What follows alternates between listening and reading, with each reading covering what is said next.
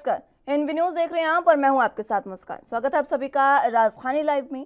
तो बात सबसे पहले राजधानी दिल्ली की करेंगे, जहां पर पटियाला हाउस कोर्ट ने बुधवार को टेरर फंडिंग मामले में जैसे ही प्रतिबंधित संगठन Jammu and Kashmir liberation front के मुखिया यासीन मलिक को उम्र कैद की सजा सुनाई, वैसे ही इसके कुछ ही घंटों बाद दिल्ली एनसीआर में आतंकी हमले को लेकर अलर्ट जारी कर दिया गया।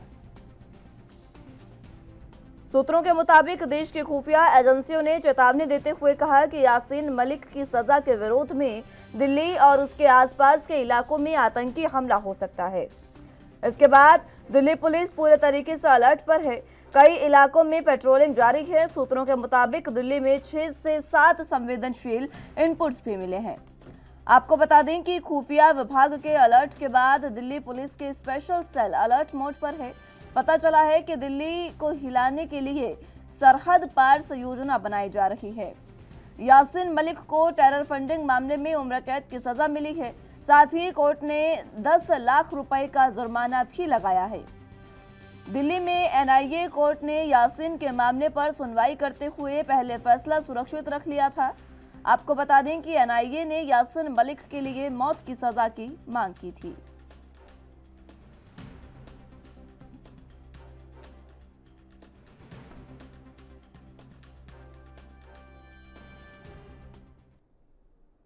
इस खबर पर ज्यादा जानकारी के लिए दिल्ली से संवाददाता राजीव तिवारी हमारे साथ मौजूद हैं।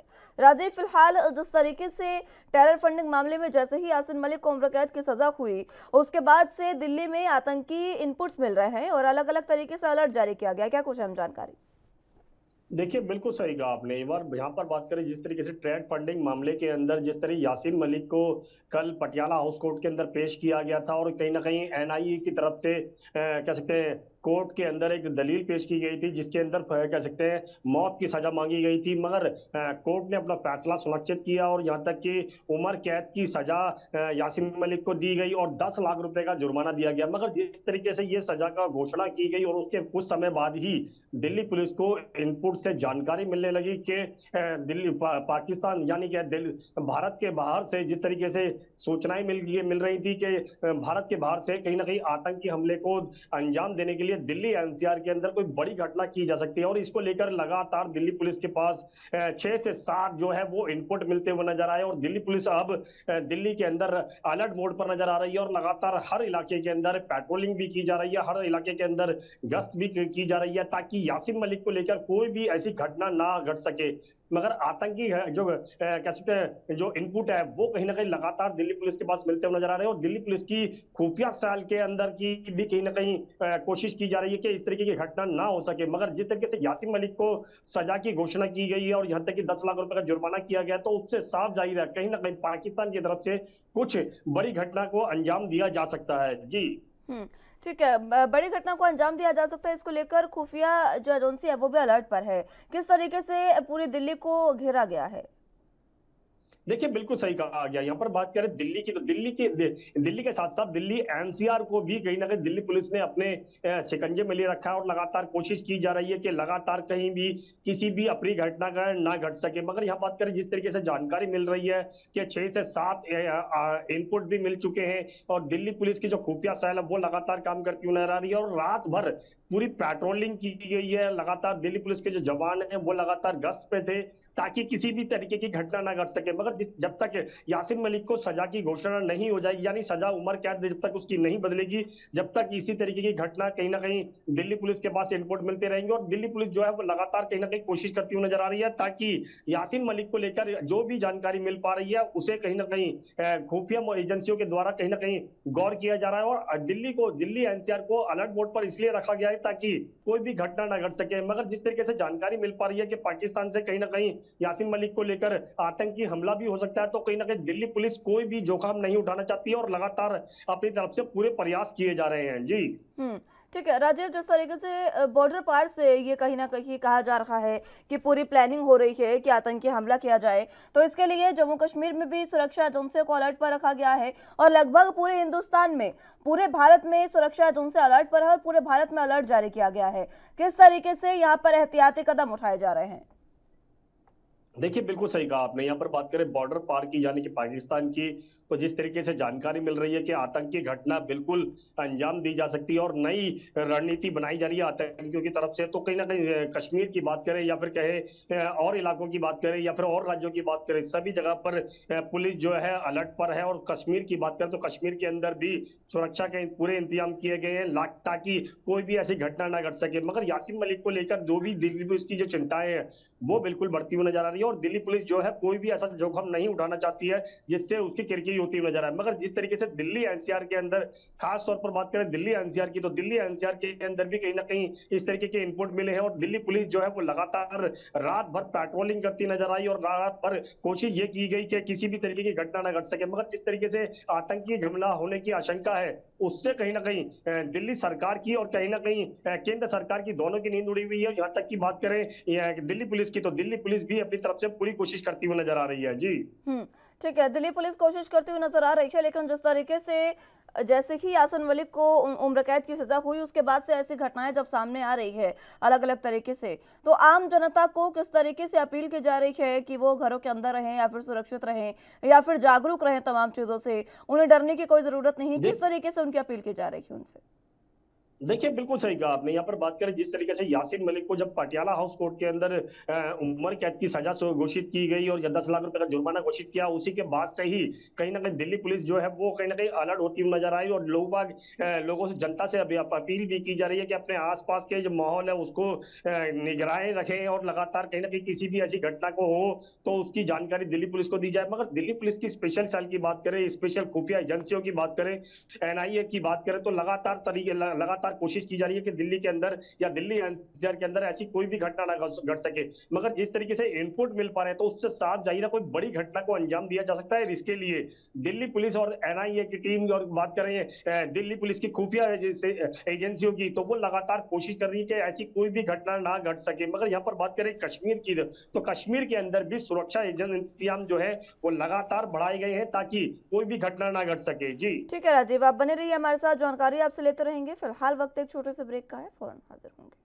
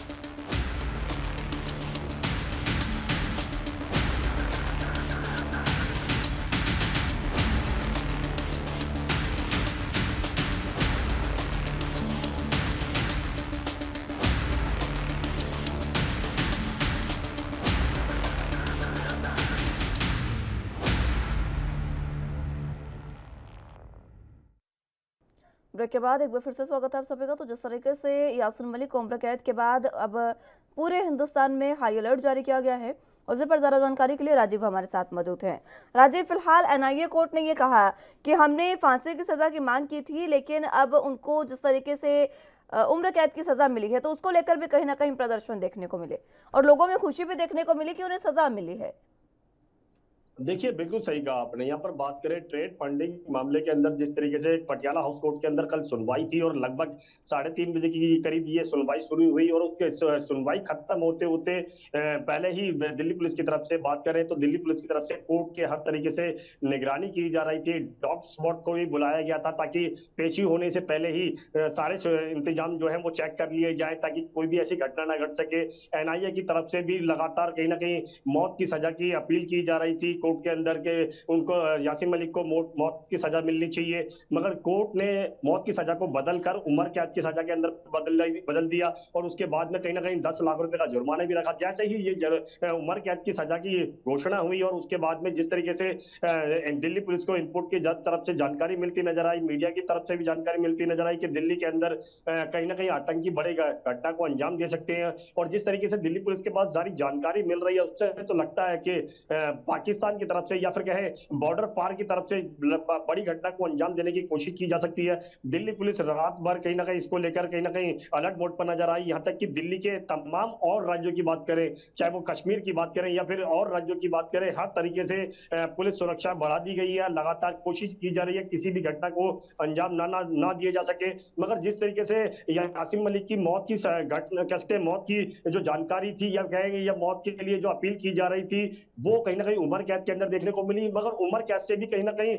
एनआईए की तरफ से कहीं ना कहीं खुशी जरूर देखने को मिली, मगर कहीं ना कहीं जो कोशिश थी वो भी कहीं ना कहीं देखने को मिली। मगर यहाँ पर जिस तरीके से सुरक्षा एजेंसियों के पास कहीं ना कहीं दिक्कतें खड़ी होती नजर आ रही है, सुरक्षा एजेंसियां जो लगातार दिल्ली को एनसीआर को अलर्ट मोड पर रखा हुआ, तो उससे साफ जाहिर है कहीं ना कहीं बड़ी घटना को अंजाम दिया जा सकता है, मगर अभी भी कोशिश यही की जा रही है कि कोई भी अब ऐसी घटना ना घट सके। जी ठीक है राजीव, बहुत शुक्रिया आपका हमारे साथ जुड़ने के लिए और तमाम अहम जानकारी हम तक पहुंचाने के लिए। तो खबरों में आगे बढ़ते हैं। उत्तर प्रदेश के विधानसभा में बजट सत्र शुरू हो चुका है। 6 दिन चलने वाले इस बजट सत्र में आज का दिन काफी अहम रहने वाला है।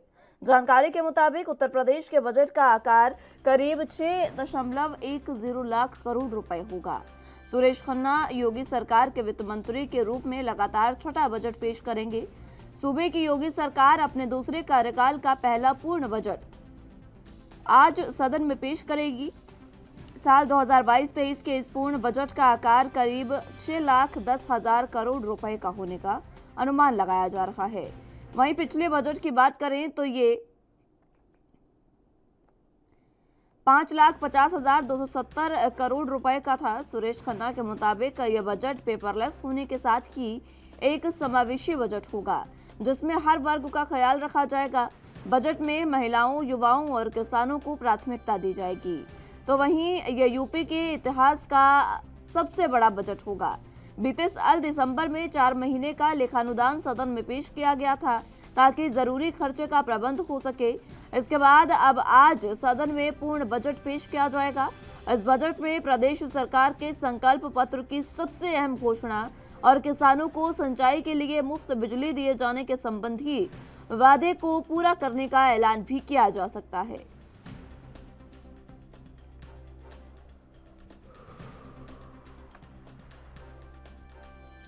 तो उत्तर प्रदेश में विधानसभा का बजट सत्र जब से शुरू हुआ है उसके बाद आज का दिन सबसे अहम रहने वाला है, क्योंकि आज यूपी विधानसभा में प्रदेश का पूर्ण बजट पेश होने जा रहा है।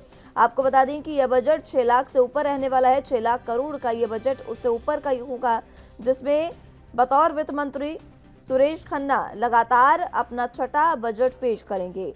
आपको बता दें कि इसमें योगी सरकार की तमाम जो कार्यप्रणाली है उसका भी जिक्र किया जाएगा और किस तरीके से किस वर्ग को सबसे ज्यादा महत्व दिया जाएगा,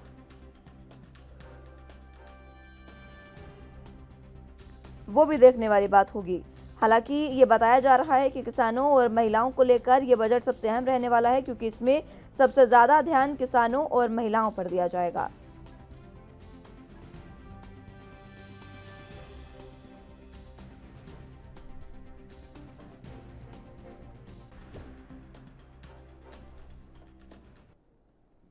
इस खबर पर ज्यादा जानकारी के लिए लखनऊ से संवाददाता जितेंद्र चौहान हमारे साथ मौजूद हैं। जितेंद्र, फिलहाल जिस तरीके से आज बजट पेश होने जा रहा है यूपी सरकार का, कितना अहम ये बजट रहने वाला है और लगभग 6 लाख करोड़ से ऊपर का ये बजट बताया जा रहा है, किस वर्ग पर कितना ध्यान? देखिए, बिल्कुल मुस्कान, जाहिर सी बात है कि सरकार दूसरे कार्यकाल का पहला बजट पेश करने आ रही है। ये महत्वपूर्ण इसलिए है क्योंकि ये पहला बजट है सरकार के दूसरे कार्यकाल का। और लगभग बात करें तो आज उत्तर प्रदेश की योगी सरकार का छठा बजट पेश होगा और यूपी का बजट लगभग 6.10 लाख करोड़ रुपए का ये बजट होगा। और कहीं ना कहीं योगी सरकार के 6.10 लाख करोड़ का जो बजट आज पेश करेगी उसको संसदीय कार्य मंत्री और वित्त मंत्री सुरेश खन्ना उसको पेश करेंगे और कहीं ना कहीं ये छठी बार वो बजट पेश करने का काम करेंगे। और पिछले का बात की जाए तो पिछली बार सरकार ने 5.5 लाख करोड़ रुपए का बजट पेश किया था। तो वही बजट में बात की जाए तो खास तौर पे महिलाओं की सुरक्षा का ध्यान और किसानों पर, और कहीं न कहीं जो अलग चीजें हैं, कह सकते हैं कि किसानों से जुड़ी, महिलाओं से जुड़ी जो अन्य चीजें हैं उत्तर प्रदेश में, उनको कहीं न कहीं प्राथमिकता दी जाएगी। और यूपी के इतिहास में सबसे बड़ा ये बजट होगा, और कहीं न कहीं सिंचाई के लिए मुफ्त बिजली किसानों से वादा किया गया था संकल्प पत्र में, उसको देने का काम किया जाएगा। और साथ ही साथ लगभग 1800 करोड़ रुपए का खर्च सिंचाई और मुफ्त बिजली देने में आएगा। और कहीं न कहीं रानी लक्ष्मीबाई के तहत जो बेटियां हैं, जो महिलाएं हैं, उनको कहीं न कहीं मुफ्त स्कूटी वितरण करने का भी एक प्रस्ताव होगा, और इसमें पैसा उनको भी दिया जाएगा। और कहा जा सकता है कि प्रदेश में सभी एंटी करप्शन ऑर्गेनाइजेशन बनाने के लिए उसकी यूनिट की स्थापना होगी, और थानों में साइबर हेल्प डेस्क, इसके भी कहीं न कहीं बनाने का काम किया जाएगा। और पीडब्ल्यू में बात की जाए, लगभग 30,000 करोड़ रुपए का बजट आने की उम्मीद है पीडब्ल्यूडी को। और वहीं बात की जाए शिक्षा में सबसे ज्यादा बजट खर्च करने की बात कही जा रही है कि बजट जब दिया जाएगा तो सबसे ज्यादा शिक्षा को दिया जाएगा। और कहीं न कहीं विश्वविद्यालय ITI की स्थापना भी कहीं न कहीं इस शिक्षा के बजट के तहत बनाने का काम किया जाएगा। स्वास्थ्य संबंधी जो ढांचा है, उनको कहीं न कहीं तैयार करने के लिए सरकार पूरी तरह से फोकस करेगी। और दवा की उपलब्धता कराने के लिए उत्तर प्रदेश में बहुत तेजी से तैयारी है, क्योंकि डिप्टी CM और चिकित्सा मंत्री भी है ब्रजेश पाठक, जब उन्होंने छापेमारी की लखनऊ में भी बड़ी संख्या में एक्सपायरी दवा पकड़ी गई थी, और दवाई की कमी भी कहा जाए थी, दवाइयों की कमी भी है। तो सरकार पूरी तरह से प्रयासरत है, और कहीं न कहीं हर वर्ग को ध्यान में रखते हुए लगभग 6.6 लाख करोड़ रुपए का बजट लाने की अनुमान लगाया जा रहा है। और अब देखते हैं ठीक कि है आज जितेंद्र, आप बने रहिए हमारे साथ, मैं जानकारी आपसे लेते रहूंगी। फिलहाल वक्त एक छोटे से ब्रेक का है, फौरन हाजिर होंगे।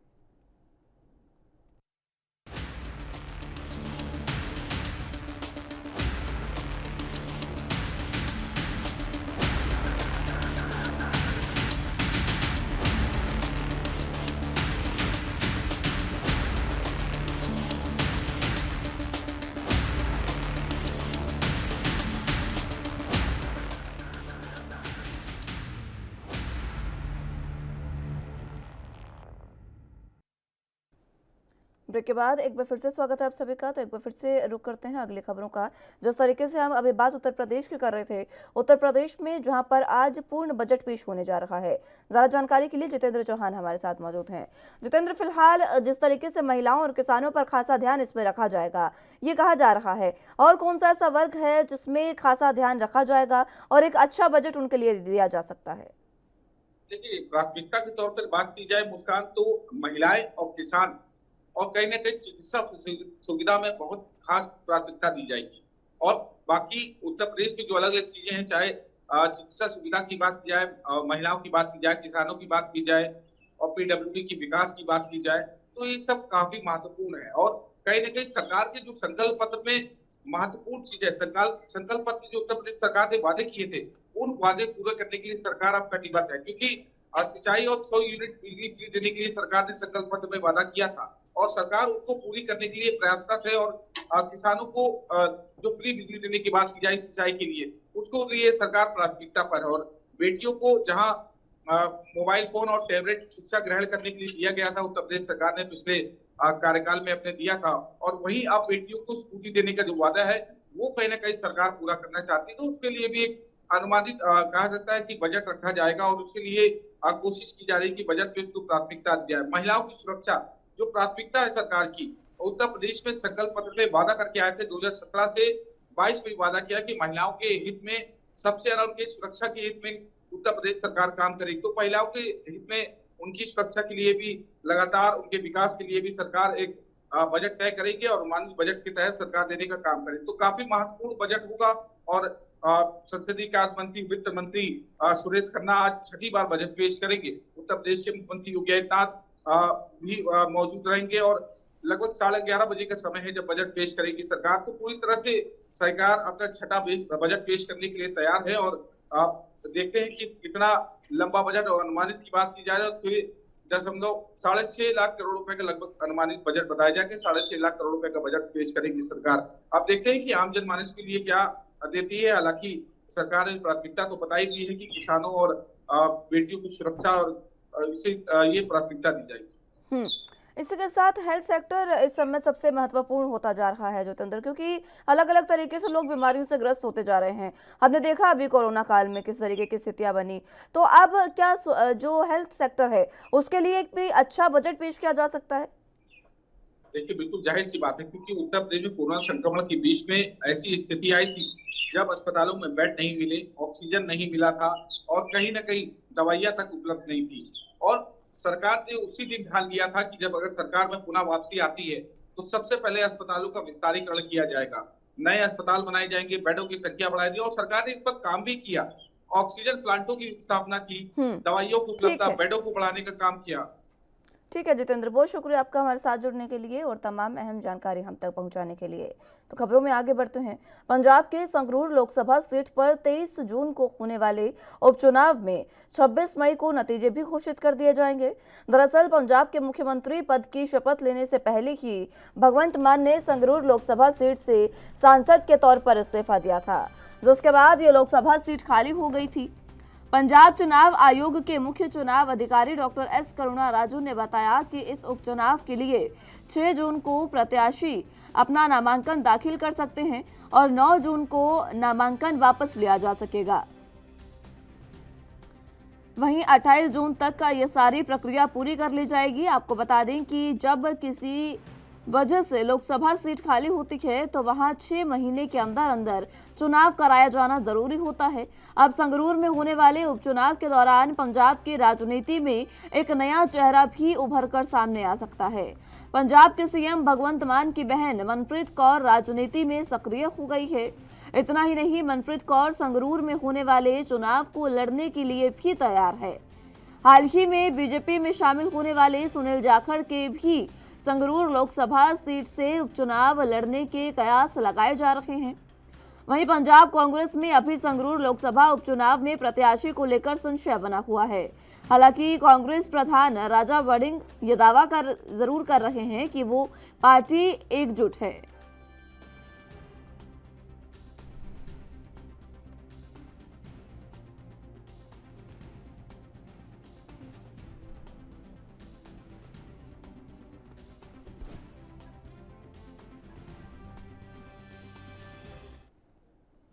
इस खबर पर ज्यादा जानकारी के लिए चंडीगढ़ से संवाददाता अमित कुमार हमारे साथ मौजूद हैं। अमित, फिलहाल जिस तरीके से उपचुनावों की तारीखों का ऐलान कर दिया गया है, बाकी तमाम राजनीतिक दलों में किस तरीके से अब उठापटक शुरू हुई है?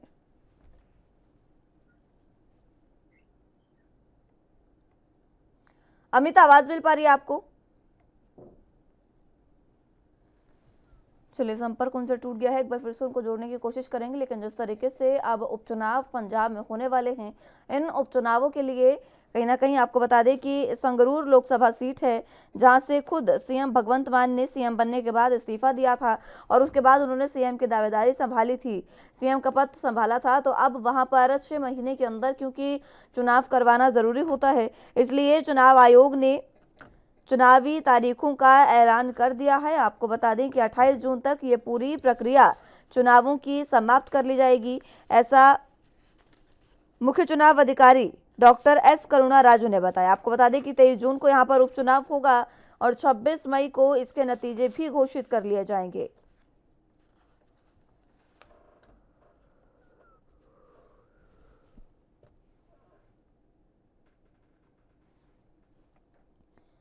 भगवंत मान ने संगरूर लोकसभा सीट से सांसद के तौर पर इस्तीफा दिया था, जिसके बाद ये लोकसभा सीट खाली हो गई थी। पंजाब चुनाव आयोग के मुख्य चुनाव अधिकारी डॉक्टर एस करुणा राजू ने यह बताया कि इस उपचुनाव के लिए 6 जून को प्रत्याशी अपना नामांकन दाखिल कर सकेंगे।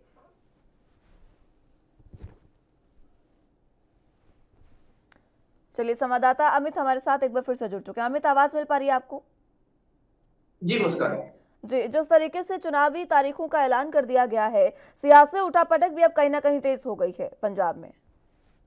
जी बिल्कुल नमस्कार। देखिए, अगर हम संगरूर सीट की बात करें तो एक अहम सीट होगी, क्योंकि आम आदमी पार्टी के लिए इस सीट को दोबारा जीतना बहुत ज्यादा जरूरी हो जाएगा। क्योंकि ये चीज कंसिडर करनी होगी कि इस सीट पर पहले खुद मुख्यमंत्री भगवंत मान थे, तो अगर ये सीट हारते हैं तो आम आदमी पार्टी के लिए बड़ा झटका हो सकता है। इसलिए आम आदमी पार्टी की तरफ से पूरा जोर संगरूर सीट को वापस जीतने के लिए लगाया जाएगा। ये खुद आम आदमी पार्टी की शान की बात की आ गई, क्योंकि लंबे समय से यहाँ से खुद मुख्यमंत्री भगवंत मान इलेक्शन लड़ते और जीतते आ रहे हैं। तो अब जब बाई इलेक्शन हो रहा है तो बहुत ज्यादा चांसेस है कि इसके लिए वो बकायदा अपनी सिस्टर को प्रमोट कर सकते हैं कि उनकी सिस्टर आगे आ सकती है। पर ठीक है। चांसेस ये भी है कि कोई नया चेहरा भी आम आदमी पार्टी यहाँ पे उतार सकती है। पर ठीक सवाल है होगा अमित, कि मैं नया लौटूंगी एक चेहरा बार फिर से आपके पास, जानकारी आपसे लेते रहेंगे। फिलहाल वक्त एक छोटे से ब्रेक का है, फौरन हाजिर होंगे।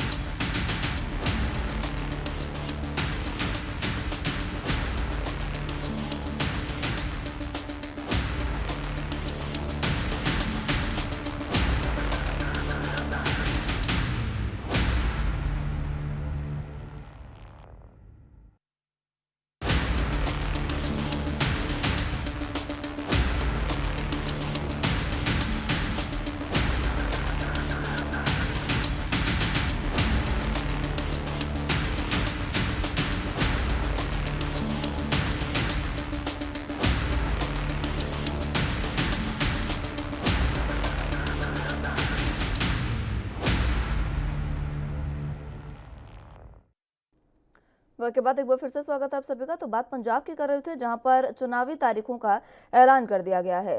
जरा जानकारी के लिए अमित हमारे साथ मौजूद हैं। अमित, अपनी बात पूरी करें। जी मुस्कान, देखिए जैसे हम बात कर रहे थे कि खुद भगत मान की सिस्टर यहाँ से इलेक्शन लड़ती हैं, एक चांसेस ये है। तो वही अगर विरोधियों की बात कर रहे हैं तो कहीं ना कहीं उनके लिए ये भी सामने आ रहा है कि सुनील जाखड़ भाजपा की टिकट से यहाँ से इलेक्शन लड़ सकते हैं, पर कांग्रेस का भी स्टैंड क्लियर नजर नहीं आ रहा है। ऑफकोर्स कांग्रेस ये चीज जरूर बोल चुकी है कि यहाँ से कैंडिडेट तो जरूर खड़ा किया जाएगा, बाय इलेक्शन जरूर लड़ा जाएगा। पर सवाल ये है कि अब कौन सा चेहरा, नया चेहरा सामने आएगा? कि कोई एमएलए जो हार चुका है उनको यहाँ पे फॉरवर्ड किया जाएगा या फिर कोई नया चेहरा ही पार्टी की तरफ से लाया जाएगा? बड़ा सवाल है। या डेट्स की बात कर लेते हैं, 30 मई को ऑफिशियल नोटिफिकेशन आ जाएगी अगर हम 30 तौर पे कहें। उसके बाद 6 तारीख तक अगर हम कहें कि नॉमिनेशन फाइल करने की लास्ट डेट है, और 9 तारीख को नॉमिनेशन विड्रॉ करने की लास्ट डेट है। 23 तारीख को अगर हम 30 तौर पे कहें कि पोलिंग होगी और 26 को रिजल्ट आ जाएगा। तो देखते हैं, जल्द कोशिश की जा रही है कि हमें जल्द से जल्द जो कैंडिडेट है, नया जो वहाँ पे लोकल कैंडिडेट है वो मिल जाए। तो अब सवाल ये है कि क्या इस सीट को दोबारा आम आदमी पार्टी अपने झोले में ला पाएगी? क्योंकि अगर नहीं लाती है तो पार्टी के 2.5 महीने के कार्यकाल के ऊपर एक बड़ा सवाल खड़ा हो जाएगा। अगर लोगों ने जो 2.5 से पार्टी काम कर रही है, जो पार्टी का पूरा मूवमेंट रही है, अगर उससे लोग सेटिस्फाई है तो बहुत ज्यादा चांस है कि पार्टी दोबारा जीतती है। पर अगर लोग नहीं सेटिस्फाई है तो यहाँ पर आम आदमी पार्टी को हार का सामना करना पड़ता है। और अगर आम आदमी पार्टी से हारती है तो एक बड़ा सवाल खड़ा हो जाता है, क्या लोग नाखुश है अब तक जो आम आदमी पार्टी ने किया? ये एक बड़ा सवाल रहेगा। ठीक है, कहीं ना कहीं ये जो संगरूर में उपचुनाव होंगे अमित, इस पे जिस तरीके से पटियाला में हिंसा हुई, 2 समर्थक 2 गुट आपस में भिड़े, और उसके बाद और जिस तरीके से मोहाली में घटना हुई, इन घटनाओं का कहीं ना कहीं इन चुनावों पर असर पड़ता दिखेगा क्या? जी बिल्कुल, देखिए यहाँ पे नॉन ऑर्डर सिचुएशन की हम बात करें, काम देखिए जो पटियाला की समिति उससे धार्मिक सेंटिमेंट्स कई जगह पे हर्ट हुए हैं। तो जो मोहाली में स्थित था वो लॉ एंड ऑर्डर की आदत है, क्योंकि आप स्टेट इंटेलिजेंस जो होता है, स्टेट की इंटेलिजेंस के ऊपर अटैक है। तो कहीं ना कहीं सीधे तौर पर हम कह सकते हैं कि ये पंजाब के दोनों में रिलीजन की इम्पोर्टेंट पार्ट है, लॉ एंड ऑर्डर दोनों, क्योंकि बॉर्डर स्टेट की इम्पोर्टेंट पार्ट है, उनके ऊपर माहौल बिगड़ा है। तो इस चीज को लेकर मैंने बोला कि पार्टी को अपना स्टैंड क्लियर करना होगा। संगरूर बाय इलेक्शन में अब ये देखना होगा कि पहला फेस कौन होगा, क्योंकि एक तरह फेस अनाउंस होगा तो उससे ये होगा पार्टी का रुख क्या है, कि आपको भगवत मान की सिस्टर को जो जीत जा रहे वो रहेगी या फिर कोई नया चेहरा। तो उसके अलावा ये स्टैंड रहने वाला है कि पार्टी किस मुद्दे पे आ रही है वापस, कि जो अपने पुराने काम है वो ही दोबारा गिनाया जाएगा, तो आगे की रणनीति। ठीक है अमित, बहुत शुक्रिया आपका हमारे साथ जुड़ने के लिए और तमाम अहम जानकारी हम तक पहुंचाने के लिए। राजधानी लाइव में वक्त एक छोटे से ब्रेक का है, फौरन हाजिर होंगे।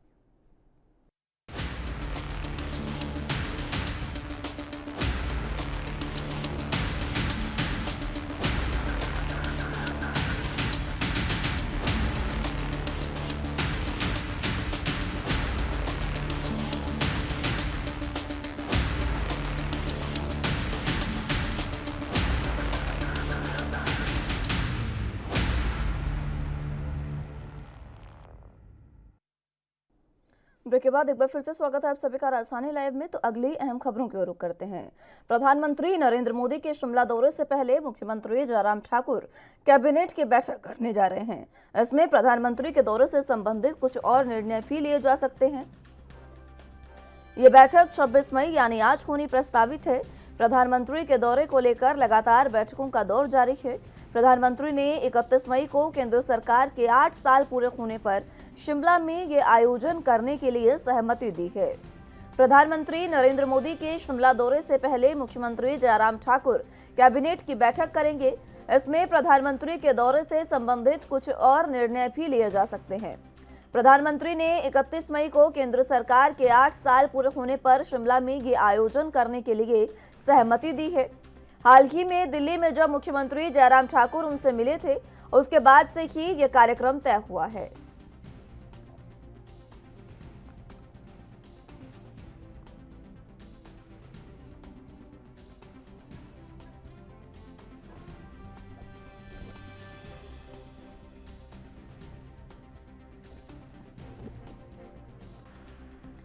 तो हिमाचल प्रदेश में आपको बता दें कि मोदी सरकार के 8 साल यानी 8 साल का कार्यकाल पूरा होने पर हिमाचल में यह कार्यक्रम आयोजित किया जा रहा है। हिमाचल में प्रधानमंत्री नरेंद्र मोदी इस कार्यक्रम में शिरकत करेंगे और बीजेपी पूरे जोर शोर के साथ यह आयोजन करेगी और 8 साल का कार्यकाल अपना उसका जश्न मनाएगी। और उसी को लेकर आज अहम बैठक कैबिनेट की होने जा रही है। मुख्यमंत्री जयराम ठाकुर आज कैबिनेट की अहम बैठक करेंगे। आपको बता दें कि विधानसभा चुनाव भी हिमाचल में नजदीक है, जिसकी वजह से यहाँ पर यह आयोजन किया जा रहा है।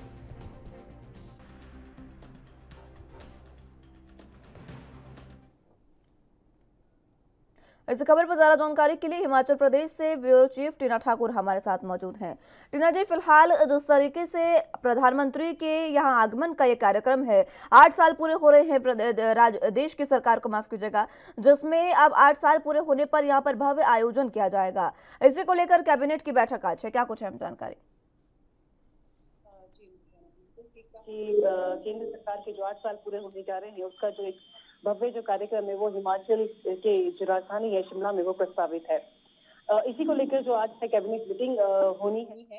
हालांकि अन्य विषय भी उसमें लिए जाएंगे, लेकिन जो प्रमुख तौर पे जो एक विषय है कैबिनेट का वो आज प्रधानमंत्री नरेंद्र मोदी की रैली ही रहने वाला है, क्योंकि ये एक ऐतिहासिक रैली रहने वाली है। क्योंकि यहाँ से जो प्रधानमंत्री है वो देश के सभी मुख्यमंत्रियों को संबोधित भी करेंगे और जो केंद्र सरकार की जितनी योजनाएं जो देश में चल रही हैं उनके जो लाभार्थी उनके साथ भी सीधा संवाद वो करेंगे। इसी बात को लेके जो है हिमाचल सरकार जो है वो आज कैबिनेट में चर्चा करेगी, क्योंकि जो ये जो रैली प्रधानमंत्री की होनी है, इसको जो विभिन्न जो हमारे अन्य जो 11 जिले हैं वहां पे जो है अलग अलग स्थानों पर इनके लिए स्थान चयनित किया जाएगा कि कहाँ इनको बड़े स्तर पर दिखाया जाएगा स्क्रीन पर, और वहां पे जो लोगों की भीड़ है वो जुटाई जाएगी। वहां के जो मंत्री हैं उनकी ड्यूटीज लगाई जाएगी आज, और अन्य जो पदाधिकारी है, अन्य जो कार्यकर्ता, उनकी ड्यूटीज जो है इस रैली को लेकर लगाई जाएगी। तो ये जो रैली है ये बड़ी ऐतिहासिक रहने वाली है। इसको जो हिमाचल सरकार है वो भी किसी कीमत पर नहीं चाहेगी कि उसमें थोड़ी सी भी कमी पेशी रह जाए। तो ये मुख्य तौर पे जो आज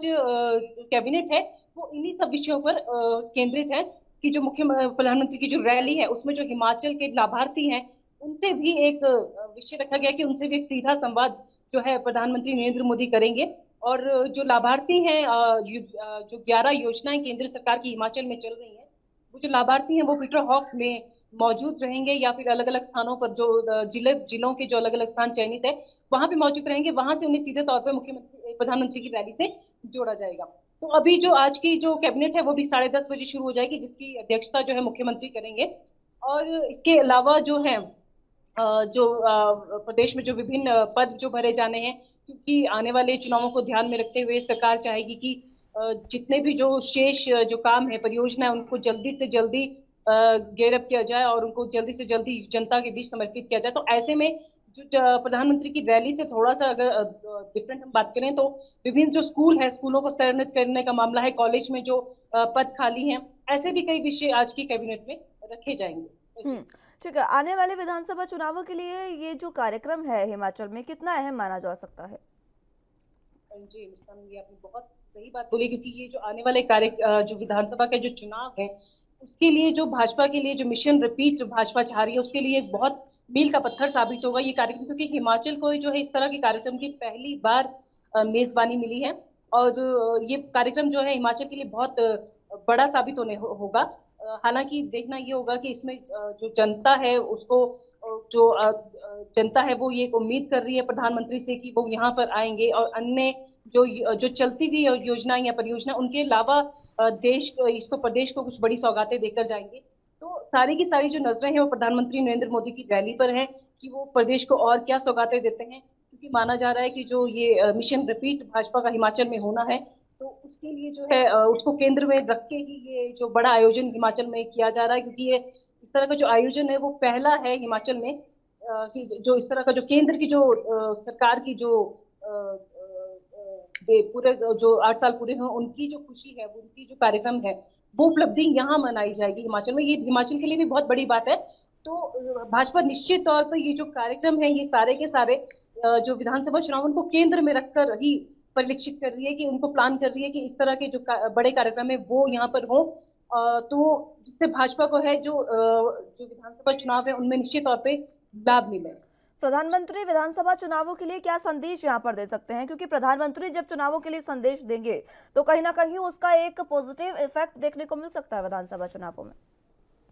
जी हाँ, बिल्कुल ठीक बोला, क्योंकि रैली ही जो है विधानसभा चुनाव को ध्यान में रखकर की जा रही है। जो प्रधानमंत्री है उनका वो पहले से कहते आए हैं कि हिमाचल से मेरा गहरा नाता है, हिमाचल के दिल में बसता है। तो ऐसे जो प्रधानमंत्री है जो गुजरात है, गुजरात की इलेक्शन है इसके साथ में हिमाचल में है, तो माना ये जा रहा है कि हिमाचल जो मिशन रिपीट, क्योंकि हिमाचल में बड़ा मुश्किल माना जा रहा है मिशन रिपीट, तो इसको जो ध्यान में रखे है प्रधानमंत्री वो सीधे तौर पर यहाँ की जनता से सीधे संवाद करेंगे, लोगों से संवाद करेंगे और लोगों को निश्चित तौर पर ये बताने की कोशिश करेंगे कि अगर आप भाजपा को दूसरी बार मौका देते हैं तो जो केंद्र में जो बैठी सरकार है वो निश्चित तौर पर हिमाचल की जो बड़ी परियोजनाएं हैं, बड़ी योजनाएं या जो उम्मीदें हैं हिमाचल को केंद्र से वो पूरी करेंगे। और जो बड़ी योजनाएं हिमाचल चाहता है जो अभी तक लंबित पड़ी हैं या किसी कारण से अब कई सालों से अटकी पड़ी परियोजनाएं हैं जिनकी डीपीआर तक अभी तक तैयार नहीं हुई है, ऐसी योजनाएं या परियोजनाओं को वो धरातल पे लाएंगे। और हिमाचल के लिए निश्चित तौर पे अगर केंद्र में भाजपा होगी और हिमाचल में भी केंद्र भाजपा की सरकार रिपीट होगी तो निश्चित तौर पे हिमाचल वासियों को एक बड़ा लाभ मिलेगा। ये संदेश प्रधानमंत्री नरेंद्र मोदी सीधे तौर पर यहाँ की जनता को। ठीक है, इसके लिए किस तरीके की तैयारियां की जा रही है कार्यक्रम को लेकर? जी, ये जो कार्यक्रम है इसको लेकर जो भाजपा है वो बड़े स्तर पर कार्यक्रम जो रैली की जो तैयारियां वो कर रही है। कहा जा रहा है कि जो सीटीओ है, सीटीओ से जो है प्रधानमंत्री का काफिला वहाँ सीटीओ पे रुक जाएगा और वहां से जो है रोड शो उनका जो शुरू होगा वो वहां से लोगों से मिलते हुए सीधे जो रिच है वहां पे पहुंचेंगे। हालांकि अभी ये जो गृह विभाग है हिमाचल का उससे साफ तौर पर ये नहीं जाहिर हुआ है कि हिमाचल जो रिच पर जो रैली होनी है वो रिच पर होगी या अनाडेल भी एक प्रस्तावित जगह है। हालांकि पूरी की पूरी जो तैयारियां हैं पर जो मुख्यमंत्री है वो रैली स्थल जो रिच है उनका उसका कई बार वो जायजा ले चुके हैं और माना जा रहा है कि इसमें जो है बहुत बड़ी संख्या में जो लोग जुटेंगे उसको ध्यान में रखते हुए जो संगठन है और सरकार दोनों ही तालमेल मिलाकर तैयारियां कर रही हैं। जो संगठन है वो अपने स्तर पर जो है लोगों को रैली में आमंत्रित करेगा, घर घर जाके लोगों को प्रधानमंत्री रैली के बारे में जागरूक करेगा और बताएगा कि आपको रैली में आना है और अपने अगर आप नहीं आ पाते हैं तो अपने आसपास की जो स्क्रीन आपकी लगी है वहां तक आपको पहुंचना है। तो निश्चित तौर पे भाजपा जो है इसको बिल्कुल हल्के में नहीं ले रही है, बिल्कुल इसको बड़े स्तर पर वो बुलाना चाह रही है। तो इसके लिए वो बहुत बड़े स्तर पर भी तैयारियां कर रही है, हर रोज बैठकों का दौर जारी है, समीक्षा बैठक सरकार कर रही है। तो संगठन भी कहीं ना कहीं जो प्रधानमंत्री की रैली है उसको लेकर अपनी तैयारियां लगातार कर रहा है। विभिन्न तरह की कमेटियां यहाँ पे गठित भाजपा ने कर दी है जो जिनकी जो ड्यूटीज है वो रैली को लेकर लगाई जा रही है।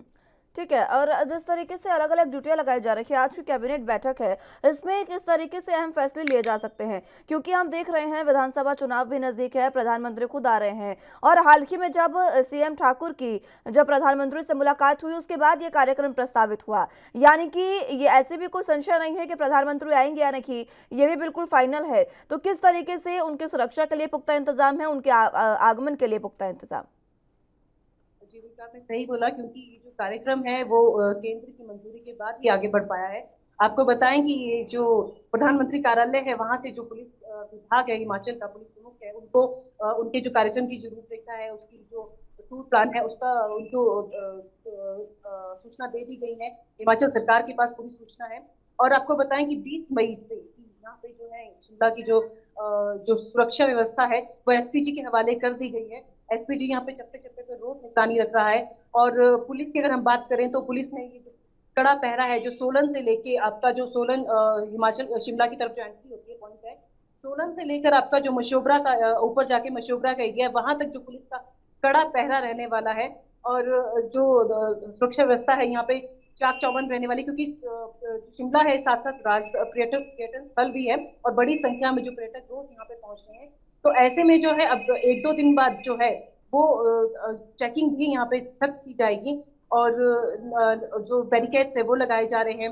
पुलिस जो है हर रोज निगरानी कर रही है। तो और एसपीजी पहले ही यहाँ पे 20 मई से अब मोर्चा संभाल चुकी है।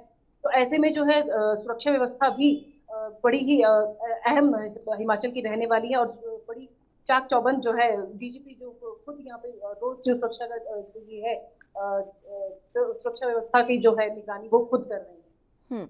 ठीक है टीना जी, बहुत शुक्रिया आपका हमारे साथ जुड़ने के लिए और तमाम अहम जानकारी हम तक पहुंचाने के लिए। तो खबरों में आगे बढ़ते हैं।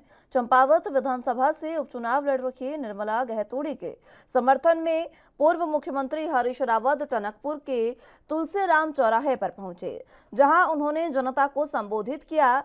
लेकिन वहां पर जो नजारा देखने को मिला उससे ना तो पूरी कांग्रेस खुश हुई और ना ही हरीश रावत और ना ही निर्मला गहतोड़ी। क्योंकि अगर बात पुष्कर सिंह धामी की जनसभाओं की करें तो धामी की जनसभा में काफी संख्या में जनता का खासा जोन सैलाब देखने को मिल रहा है। तो वहीं अगर बात करें पूर्व मुख्यमंत्री हरीश रावत द्वारा की गई जनसभा की, हरीश रावत के संबोधन कार्यक्रम में कोई खास भीड़ देखने को नहीं मिली। अनुमान लगाया जाए तो कुल 100 से 150 तक की संख्या में ही लोग हरीश रावत को सुनने पहुंचे, जिसकी वजह से कांग्रेस की कहीं ना कहीं जो अस्तित्व की लड़ाई है वो और गहरी होती जा रही है।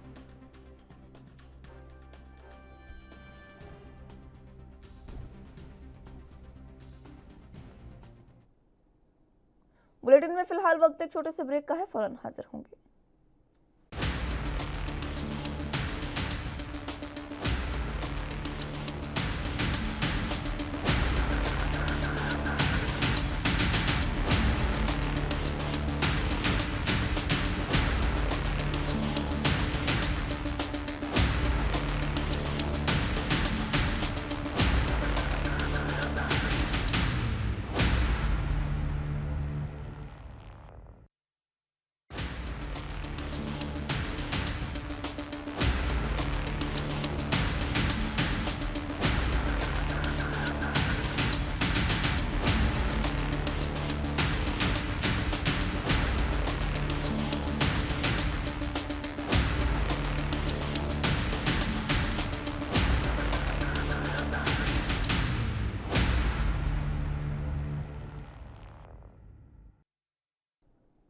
ब्रेक के बाद एक बार फिर से स्वागत है आप सभी का। तो बात उत्तराखंड की कर रहे थे, जहां पर चंपावत उपचुनाव के लिए तमाम पार्टियों ने अपनी पूरी कोशिश कर लगा दी है, लेकिन बावजूद इसके कांग्रेस यहां पर सफल होती दिखाई नहीं दे रही है।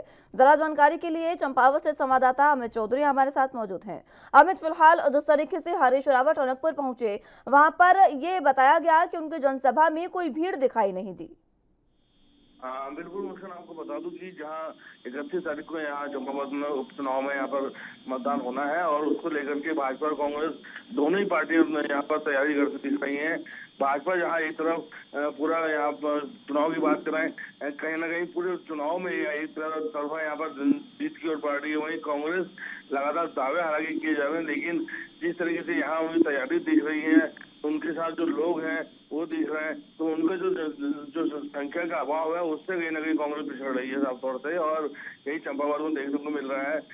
टनकपुर की बात करें, बनवासा की बात करें, चंपावत की बात करें, तीनों ही जगह पे जो लोग हैं यहाँ पर जनसभाओं में बहुत बेहद ही कम लोग यहाँ पर पहुंच रहे हैं कांग्रेस के द्वारा। और जो लोग हैं भाजपा में कहीं ना कहीं पूर्ण विश्वास दिखा रहे हैं और मुख्यमंत्री चुनाव लड़ रहे हैं, और मुख्यमंत्री के चुनाव लड़ने की वजह से भाजपा कांग्रेस को वो यहाँ पर तवज्जो नहीं मिल रही है जो यहाँ पर मिलनी चाहिए। जी ठीक है, कांग्रेस को तवज्जो नहीं मिल रही है, इस वजह से कहीं ना कहीं अब ये जो उपचुनाव का रण है, चंपावत का जो रण है, वो एक तरफा होता दिखाई दे रहा है। हाँ बिल्कुल मुस्कान, देखिए हम शुरू से ये बात कहते हुए आ रहे हैं क्योंकि चुनाव है, मुख्यमंत्री यहाँ से खुद चुनाव लड़ रहे हैं, सुबह के मुखिया का चुनाव है और उपचुनाव किया जा रहा है, जहाँ खटीमा से जब वो चुनाव हारने का दोबारा से पार्टी हाईकमान ने उन पर भरोसा जताया, ये बात जनता जानती है। और चंपावत की बात कर रहे हैं, कैलाश गौतम यहाँ से विधायक हैं, एक अच्छा जनाधार उनका है और उनको किसी सोच समझ की किसी वजह से उनको चंपावत में उतारा गया है और ये माहौल देखा जा रहा है लगातार। दूसरी तरफ जो उनके यहाँ पर कांग्रेस की प्रत्याशी है वो उस तरीके से पकड़ नहीं बना पा रही है, लोगों के बीच में नहीं जा पा रही है कांग्रेस, क्योंकि यहाँ लगातार कोशिश जरूर कर रही है लेकिन संख्या पर नहीं जुटा पा रही है। जो कांग्रेस के कार्यकर्ता है वो रोजाना भाजपा में लगातार जा रहे हैं, तो उससे साफ तौर से दिख रहा है कि यहाँ पर जो कांग्रेस है उनकी राहें बेहद ही मुश्किल है और भाजपा यहाँ पर कहीं ना कहीं एक तरफा जीत की ओर बढ़ रही है। जी ठीक है, एक तरफा जीत अगर यहाँ पर होगी तो कहीं ना कहीं बीजेपी के लिए ये रास्ता और ज्यादा साफ हो जाएगा, लेकिन कांग्रेस अपना अस्तित्व बचाने के लिए क्या कोशिश कर रही है? बिल्कुल मुस्कान, आपको बता दूं कांग्रेस की कोशिश शुरू से यही रही थी, क्योंकि विधानसभा चुनाव में जिनकी करारी हार हुई थी उनका यही एक लक्ष्य था कि इस चुनाव में वो अपनी हार को जो है उसको कहीं ना कहीं कम किया जाए। लेकिन जिस तरीके से यहाँ पर जो बीजेपी की तैयारी दिख रही है, यहाँ पर बीजेपी के जो तमाम बड़े चेहरे वो पहुंच रहे हैं, कन्वेंसिंग लगातार की जा रही, जनसभाएं की जा रही है, खुद यहाँ पर रक्षा राज्य मंत्री अजय भट्ट यहाँ पहुंचते हैं, उनकी जनसभा होती है। तो भाजपा कहीं ना कहीं प्लानिंग के तहत लगातार चल रही थी और उसी प्लानिंग में कहीं ना कहीं कांग्रेस फंसती हुई दिख रही है। हालांकि कांग्रेस के बड़े चेहरे यहाँ पहुंच रहे हैं और यहाँ पर जो जनसभाएं की जा रही हैं तो लोग उस तरीके से यहाँ नहीं पहुंच रहे हैं जिस तरीके से वो पहुंचना चाहिए था। भाजपा की बात की जाए, जो नीतियां हैं भाजपा की विकास को लेकर के, उत्तराखंड में आगे बढ़ाने को लेकर के, वो कहीं ना कहीं उसको जनता देख रही है और वो सारी चीजें अब चंपावत में दिखाई दे रही है। जी अमित, क्या कारण है कि कांग्रेस की जो जनसभा है उसमें लोग नहीं पहुंच रहे हैं? हमने देखा हरीश रावत जो पूर्व सीएम है उनके जनसभा में भी मात्र 100 से 150 लोग पहुंचे। देखिए मुस्कान, बात की जाए क्योंकि कांग्रेस की बात करें, यहाँ पर 19 विधायक कांग्रेस के हैं। यहाँ जो सुबह के जो यहाँ बड़े चेहरे हैं कांग्रेस का, रावत की बात करें, कहीं ना कहीं लोगों में वो भरोसा वो विश्वास नहीं जता पाई है कांग्रेस और उनके लोग। और यही वजह है क्योंकि चंपावत की बात की जाए, चुनाव यहाँ पर 31 तारीख को होना है, कांग्रेस लगातार कोशिश जरूर कर रही है लेकिन जनता जिस तरीके से देख रही है यहाँ पर जो हमारी बातचीत जो लोगों से हुई तो उनका साफ तौर से कहना था कि मुख्यमंत्री चुनाव लड़ रहे हैं तो स्वतः ही यहाँ पर विकास होगा और भाजपा की लगातार जैसे जो नीतियां हैं, खुद प्रधानमंत्री नरेंद्र मोदी से यहाँ लोग प्रभावित हैं और वही असर कहीं ना कहीं नीचे तबके में दिखाई दे रहा है। तो साफ तौर से कांग्रेस की बात की जाए, कोशिश लगातार की जाती है उनकी तरफ से, जनता हालांकि सुनना चाहती है लेकिन जो अभी परिस्थितियां क्योंकि उपचुनाव है और मुख्यमंत्री चुनाव लड़ रहे हैं तो यहाँ उनकी उम्मीदें बेहद कम है। आने वाले समय में कांग्रेस क्या कमाल करेगी देखना होगा, लेकिन फिलहाल अभी कांग्रेस की यहाँ पर स्थिति जो कह सकता है कि भाजपा के सामने बेहद ही कम है। जी ठीक है, लेकिन जिस तरीके से कांग्रेस को यहाँ पर और ज्यादा चुनावी मंथन करने की जरूरत है, क्योंकि अगर कांग्रेस चंपावत का रण जीतती है तो एक और सीट उनकी बढ़ेगी और कहीं ना कहीं बीजेपी को यह बड़ा झटका होगा। क्या कांग्रेस इसके लिए कोई भी कोशिश करती नजर नहीं आ रही है क्या? मुस्कान, देखिए कांग्रेस की बात की जाए, लगातार कांग्रेस से कहा जा रहा था कि वो चुनाव के हल्के में नहीं दिया जाएगा, तैयारी की जाएगी। खुद यहाँ पर प्रदेश अध्यक्ष लगातार नजरे बनाए हुए थे और जो तमाम कांग्रेस के जो जीते हुए विधायक हैं वो लगातार यहाँ पहुंच रहे थे। लेकिन जिस तरीके से भाजपा ने जो यहाँ पर एक रणनीति के तहत कार्य किया है, खुद मुख्यमंत्री लगातार यहाँ पहुंच रहे हैं, बीजेपी के बड़े चेहरे यहाँ पहुंच रहे हैं, संगठन के बड़े चेहरे यहाँ पहुंच रहे हैं और जो सबसे बड़ी बात क्योंकि जो प्रधानमंत्री नरेंद्र मोदी की जो नीतियां हैं जो लोगों के लिए, उसको कहीं ना कहीं प्रचार प्रसार लगातार किया जा रहा है। तो ये सारी चीजें हैं और भाजपा लगातार उसमें आगे बढ़ रही है। कांग्रेस कोशिश जरूर कर रही है लेकिन उतना वो लोगों में नहीं विश्वास जता पा रही, क्योंकि सभी जानते हैं कि चुनाव में अगर यहाँ पर मुख्यमंत्री चुनाव जीतते हैं तो कहीं ना कहीं यहाँ का विकास होगा। वहीं अगर कांग्रेस अगर जीत भी जाती तो केवल कांग्रेस की संख्या बल बढ़ेगी, तो उसको लेकर के यहाँ पर अभी लोगों में वो भरोसा नहीं है कांग्रेस को लेके। और वहीं बीजेपी की बात करें तो बीजेपी कहीं ना कहीं जो तैयारी है उसकी वो उनकी सतह दिखाई दे रही है। जी कांग्रेस की जनसभाओं में जिस तरीके से भीड़ का अभाव देखने को मिल रहा है, अमित, यहाँ पर क्या यही मान लिया जाए कि ये जो चुनाव है, ये जो रण है, एक तरफा है या फिर निर्दलीय प्रत्याशी भी यहाँ पर मौजूद हैं? क्या वो इस समय कोई यहाँ पर अपनी साख बचाने के लिए कोशिश करते नजर आ रहे हैं? जी देखिए, चुनाव की बात की जाए, यहाँ पर जो चंपावत में यहाँ पर निर्दलीय प्रत्याशी हैं, कांग्रेस के प्रत्याशी हैं, खुद बीजेपी से खुद यहाँ पर सीएम चुनाव लड़ रहे हैं, तो जनता जानती है कि उनको क्या करना है, और वो लगातार भाजपा की जो रैलियां हैं और जो यहाँ पर जनसभा उसमें वो दिखाई भी दे रहा है, और पूरी तरीके से यहाँ कोशिश हालांकि सबसे की जा रही है, लेकिन जो बीजेपी है वो पूरी तरीके से यहाँ पर एक वर्चस्व कहीं ना कहीं दिखाई देगी, और जो आगामी अब जो परिणाम होंगे उस पर कहीं ना कहीं जो बड़ी जीत है वो कहा जाता है कि मुख्यमंत्री यहाँ पर एक बड़ी जीत जो है वो करने वाले हैं। पर बीजेपी की क्या प्रतिक्रिया है?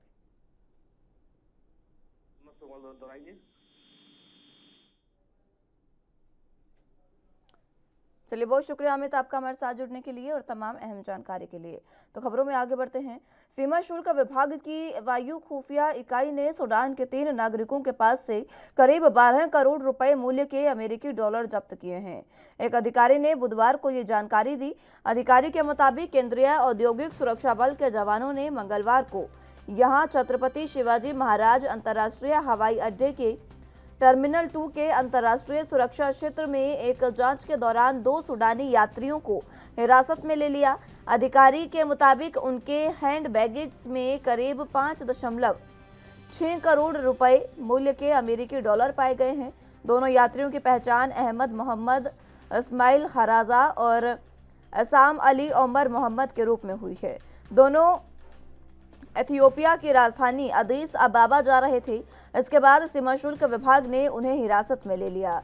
इसके बाद एआईयू के अधिकारियों ने दक्षिण मुंबई में मोहम्मद अली रोड पर एक होटल पर छापा मारा और एक अन्य सूडानी नागरिक के पास से भारी मात्रा में अमेरिकी मुद्रा बरामद की है। कुल बरामद की गई अमेरिकी डॉलर की कीमत 12 करोड़ रुपए बताई जा रही है।